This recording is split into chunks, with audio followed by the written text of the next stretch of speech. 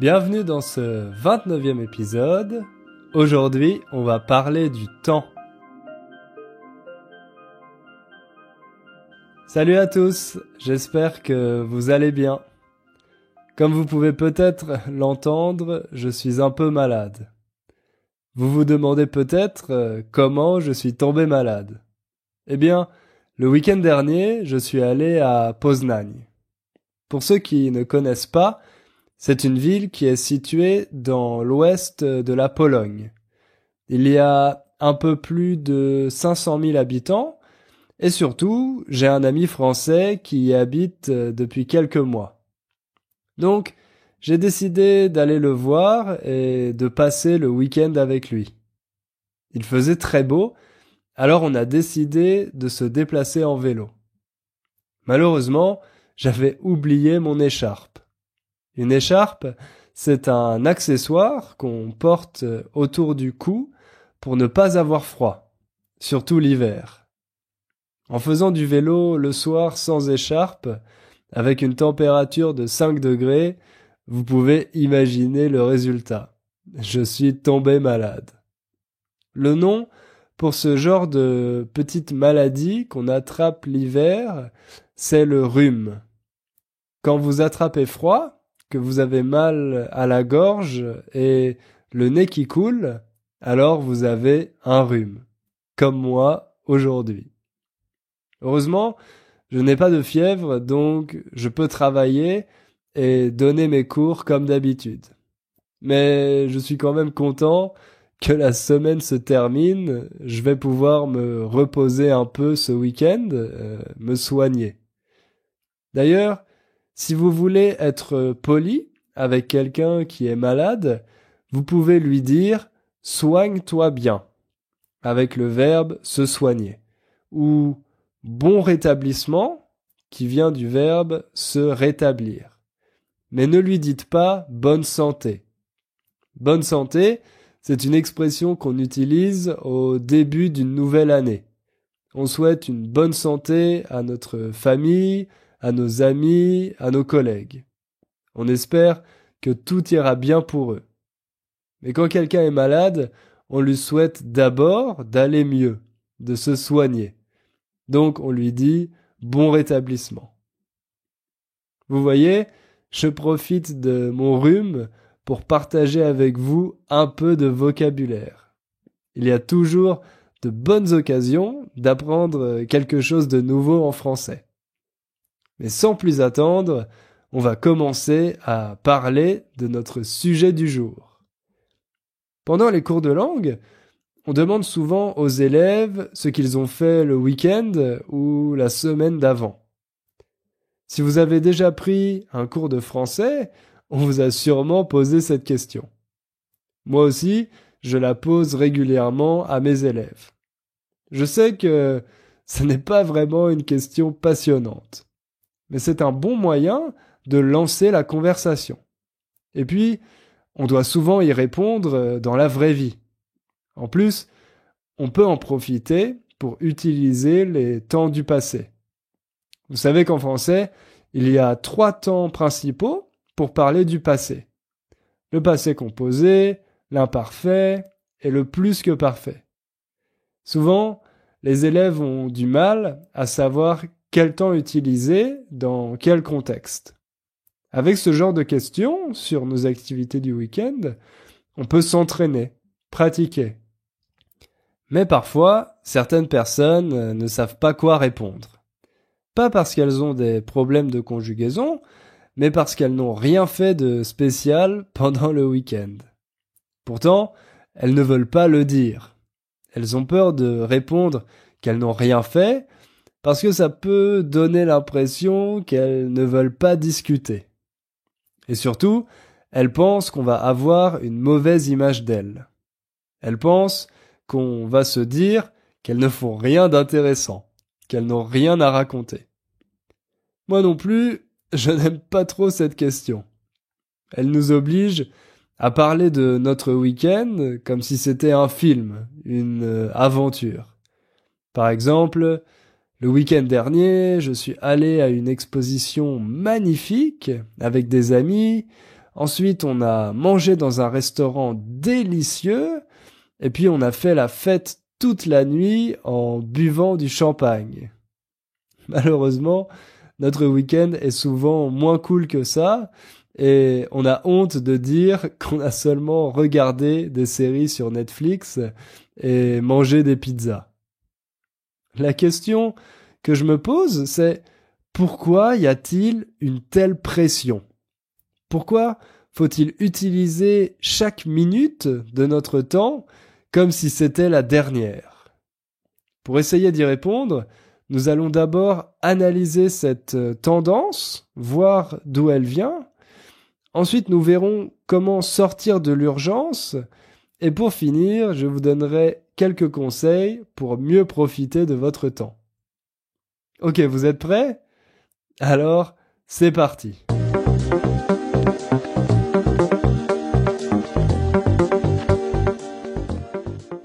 Il est 8 heures du matin. Votre réveil sonne. Vous restez au lit. 5 minutes plus tard, il sonne encore une fois. Maintenant, vous devez vous lever.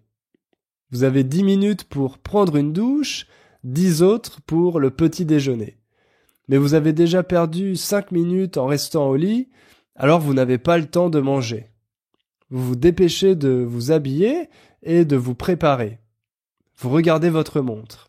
Il est 8h30. Vous sortez de chez vous en courant car vous avez peur de rater le bus. Heureusement, il est en retard, comme vous. Mais sur la route, il y a des embouteillages. Finalement, vous arrivez au travail avec 15 minutes de retard. Pas le temps pour un café, car la réunion a déjà commencé. Vous frappez à la porte et vous vous excusez pour votre retard. Votre chef n'a pas l'air d'apprécier. La journée va être longue. Voilà un exemple d'une matinée typique. Plutôt stressant, non? On voit que chaque minute compte et que le moindre retard peut avoir des conséquences pour le reste de la journée, ou même de votre carrière. On a parfois l'impression d'être victime du temps, d'être harcelé par le temps. Il faut toujours contrôler l'heure, vérifier qu'on n'est pas en retard. Et si un événement imprévu arrive, on doit changer tous nos plans. Plus on vieillit, plus ce stress est présent. C'est normal, car on a de plus en plus de responsabilités. Il y a le travail, bien sûr, mais aussi toutes les choses à faire à la maison et les activités des enfants, si on en a. Quand la pression devient trop grande, on a envie d'arrêter le temps, de faire une pause, juste pour quelques heures. Mais c'est impossible, car le reste du monde continue de tourner. Et nous sommes en retard.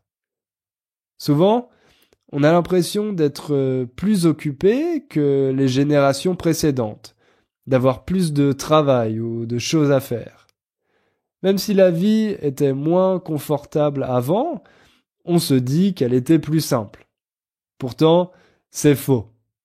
Par exemple, en France, le temps libre des Français a augmenté de 47 minutes par jour entre 1986 et 2010.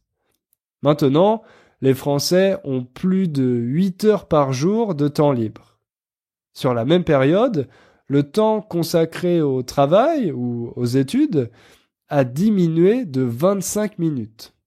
Alors, pourquoi a-t-on toujours l'impression de ne pas avoir assez de temps? Quand on regarde le passé, on voit que la situation n'a pas toujours été stressante. Les premières horloges ne sont apparues qu'au XIVe siècle. Vous savez, une horloge, c'est un objet qui donne l'heure. On en trouve souvent sur les églises ou dans d'autres lieux publics pour que toute la ville ait la même heure. Avant ça, il était difficile de savoir précisément quelle heure il était. Alors, on se donnait rendez-vous tôt le matin, au lever du jour, ou au coucher du soleil, c'est-à-dire à la fin de la journée. La plupart des gens n'avaient pas besoin de mesures plus précises. Il n'y avait pas de métro à prendre, ni de séance de cinéma. Mais plus tard, avec la révolution industrielle, il a fallu commencer à indiquer le temps plus précisément. Les premiers trains ont fait leur apparition, ce qui a obligé les grandes villes à synchroniser leur horloge. Mais c'est surtout dans le monde du travail que la mesure du temps est devenue de plus en plus nécessaire. Jusqu'à la révolution industrielle, l'activité économique principale était l'agriculture. Donc, la production dépendait des saisons et pas vraiment des heures ni des minutes. Mais ensuite, les premières usines sont arrivées. Ces lieux dans lesquels on produit des objets en grande quantité.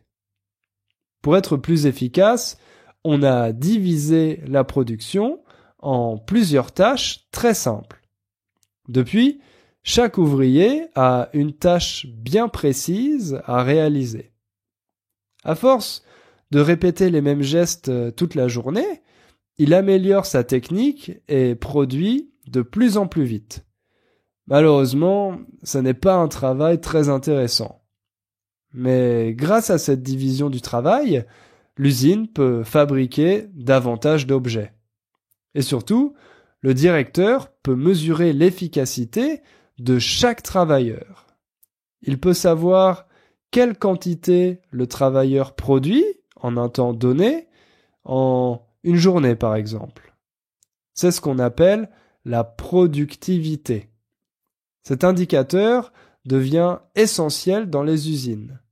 Quand un travailleur n'est pas assez productif, on le renvoie et on en prend un autre qui est plus rapide. De nos jours, on mesure la productivité de presque toutes les professions. Pas seulement dans les usines, mais dans toutes les entreprises. On essaye de trouver des méthodes complexes grâce à l'informatique. Si vous travaillez avec un ordinateur, c'est très facile d'évaluer ce que vous faites dessus. Certains directeurs d'école voudraient même mesurer la productivité des professeurs. Personnellement, je ne pense pas que ce soit une bonne idée. Si on veut évaluer un professeur, il faut mesurer la qualité de ses cours plutôt que la quantité. Mais on préfère toujours mesurer la quantité parce que c'est plus simple. Vous vous demandez peut-être pourquoi les entreprises sont tellement obsédées par la productivité. Eh bien tout simplement parce que si elles payent un employé et qu'il ne produit pas assez, s'il n'est pas assez productif, elles perdent de l'argent. Évidemment, le temps de tous les employés n'a pas la même valeur. Celui du directeur est beaucoup plus précieux que celui de son assistant. Si on fait attendre le directeur parce qu'on est en retard, il y a de grandes chances qu'on va avoir des problèmes. Mais si c'est lui qui arrive avec 2 heures de retard, on ne pourra rien lui dire. On justifie cette différence en disant que le directeur est beaucoup plus productif. Il fait gagner plus d'argent à l'entreprise. Et il lui coûte aussi plus cher. En 1930, un économiste britannique très célèbre, John Maynard Keynes, avait écrit que dans 100 ans, autrement dit en 2030, nous travaillerions seulement 15 heures par semaine. Il pensait que grâce au progrès technique et à l'enrichissement des pays, nous n'aurions plus besoin de travailler autant. Pour le moment, ça semble peu probable. Nous sommes déjà en 2017 et dans les pays développés, les gens travaillent en moyenne 40 heures par semaine. En France, officiellement, c'est un peu moins car la durée légale du travail est de 35 heures. Mais même en France, on a plutôt tendance à aller dans le sens inverse. Beaucoup de politiciens et d'entreprises veulent un retour aux 40 heures. Donc, il est difficile de croire la prédiction de Keynes. La productivité va continuer à nous obséder et on va devoir travailler beaucoup et efficacement.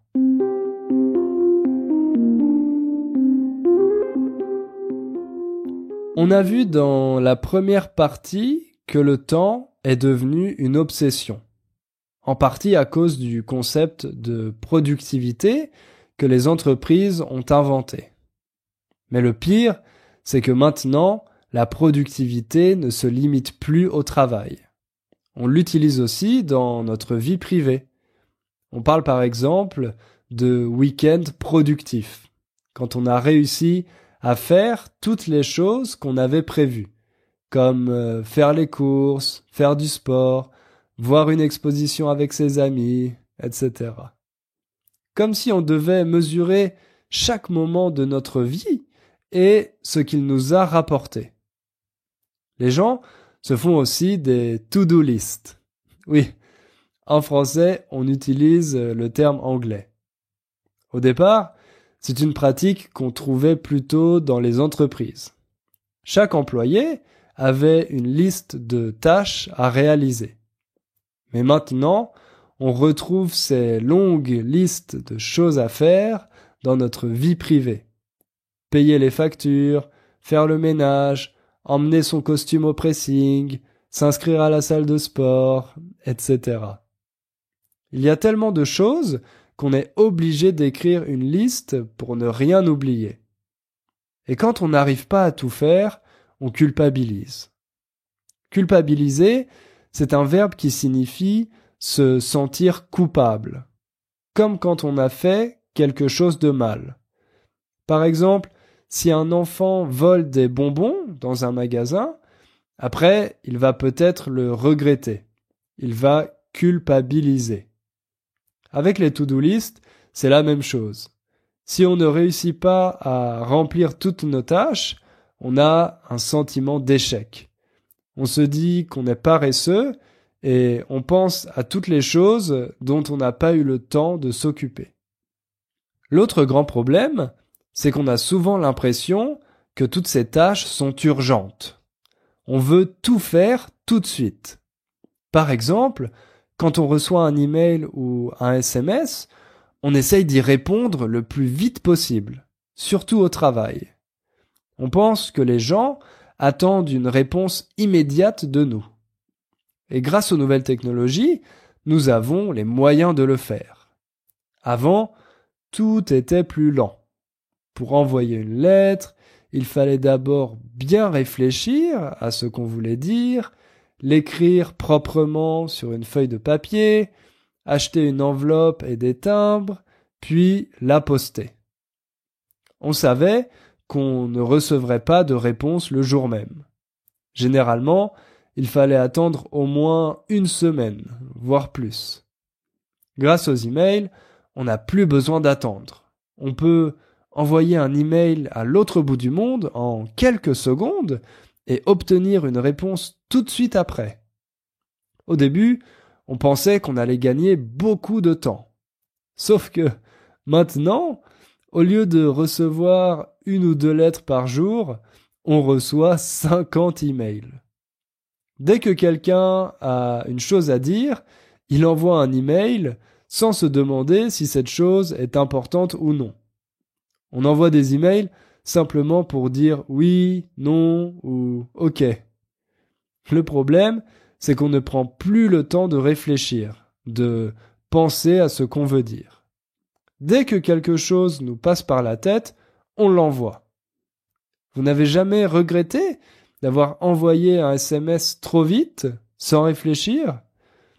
En français, on dit que la nuit porte conseil. C'est une très belle expression pour dire qu'il faut parfois attendre un peu avant de prendre une décision. Mais avec les nouveaux moyens de communication, tout le monde a oublié cette expression.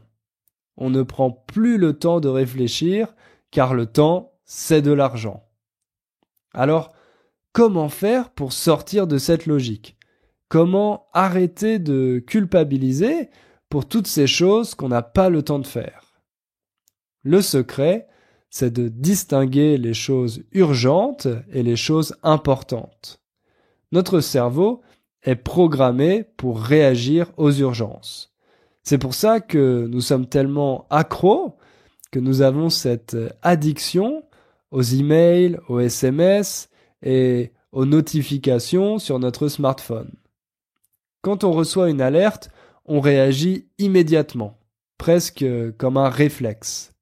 On ne prend pas le temps de se demander si cette chose est importante ou non. On y répond directement. Vous savez, au travail, la plupart des emails sont considérés comme urgents. Dans l'objet, tout le monde écrit urgent en majuscule. Il faut respecter les dates limites, les délais. Comme si la survie du monde dépendait d'une facture ou d'une présentation PowerPoint. En réalité, toutes ces choses ne sont souvent pas très importantes. Leur valeur ajoutée est relativement faible. Elles nous donnent juste l'impression d'être occupés. Paradoxalement, on a tendance à ne jamais faire celles qui, au contraire, sont vraiment importantes pour nous. Par exemple, on veut commencer à faire du sport car on sent que ça sera bénéfique pour notre santé, pour être en forme. Mais on ne le met pas dans notre agenda parce qu'on pense qu'on n'a pas le temps pour ça. On attend en se disant qu'on trouvera peut-être un moment pour le faire plus tard. Toujours plus tard. C'est dommage, non? Mais notre cerveau fonctionne comme ça. Alors, comment faire pour changer cette habitude? D'abord, il faut supprimer l'urgence. Par exemple, n'allez pas sur votre boîte mail dès que vous recevez un nouvel email. Choisissez un moment pour répondre aux emails et ignorez-les le reste du temps. C'est la même chose avec Facebook, par exemple. Désactivez les notifications. Comme ça, vous ne serez pas tenté d'aller sur le site à chaque fois qu'il y a quelque chose de nouveau. Accordez-vous un seul moment dans la journée pour le faire. En général, il vaut mieux éviter de faire plusieurs choses en même temps. Concentrez-vous sur une activité et faites-la jusqu'au bout. Après, vous pouvez passer à autre chose. Notre cerveau n'aime pas cette méthode car elle nous oblige à faire plus d'efforts, à vraiment nous concentrer. Il préfère les distractions car elles demandent moins d'énergie. Mais vous verrez que si vous vous focalisez sur une seule chose à la fois, vous serez plus efficace. Une fois que vous vous êtes débarrassé des urgences, vous devez identifier les choses qui sont vraiment importantes pour vous. En général, elles concernent plutôt le moyen ou le long terme. Si vous voulez courir un marathon ou apprendre à jouer du piano, vous n'allez pas pouvoir le faire en une semaine. Ça va vous demander du temps et de l'entraînement. Ce sont des choses qui correspondent à vos valeurs et à vos objectifs personnels. Pas ceux de vos amis ni de vos collègues, mais les vôtres, vos aspirations. Ce rêve que vous avez depuis que vous êtes enfant, ou cette bonne résolution que vous prenez chaque année, par exemple. Ces choses peuvent sembler intimidantes, voire impossibles. Souvent, on se décourage avant même de les commencer. Mais ce sont celles qui valent le plus la peine, celles auxquelles on devrait vraiment consacrer notre vie. Alors, choisissez-en une, bloquez du temps dans votre agenda à y consacrer et commencez-la aujourd'hui. Pas demain ni le mois prochain, mais aujourd'hui. Si vous vous concentrez sur ce qui est important pour vous, au lieu de ce qui est urgent pour les autres, je vous garantis que vous vous sentirez mieux.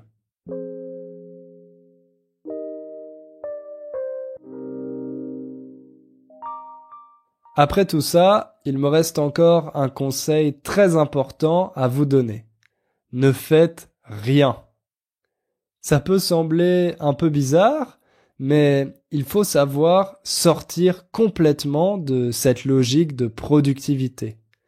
Prévoir des moments, un après-midi de week-end par exemple, pendant lesquels on ne fait rien de particulier. Ça permet de nous détendre évidemment, mais aussi de développer notre imagination et notre créativité. Les artistes et écrivains insistent souvent sur l'importance de l'ennui dans leur travail. Ils en ont besoin pour avoir de nouvelles idées, pour trouver l'inspiration. Il y a une expression française qui dit « prendre du recul » et qui signifie prendre de la distance pour mieux comprendre, mieux analyser quelque chose. Quand nous vivons dans l'urgence, nous ne pouvons pas prendre de recul. C'est pour ça qu'il est important de s'ennuyer. Mais il existe aussi une autre raison. C'est le neuropsychologue Francis Eustache qui va vous en parler. On se tourne vers nos pensées, on se tourne vers des informations récentes auxquelles on a été confronté, et en fait notre cerveau va permettre de faire en quelque sorte une sorte de synthèse entre ces informations nouvelles ou relativement nouvelles et des informations plus anciennes. Donc c'est un des temps indispensables à la création de notre autobiographie. Si on n'a pas ces moments, eh bien notre autobiographie, il va lui manquer des pages en quelque sorte, et surtout il va lui manquer une cohérence. Vous voyez, il explique que notre cerveau a besoin de ces moments pour lier les nouvelles informations et les anciennes. Autrement dit, pour prendre du recul par rapport à notre vie et mieux la comprendre, pour écrire notre autobiographie.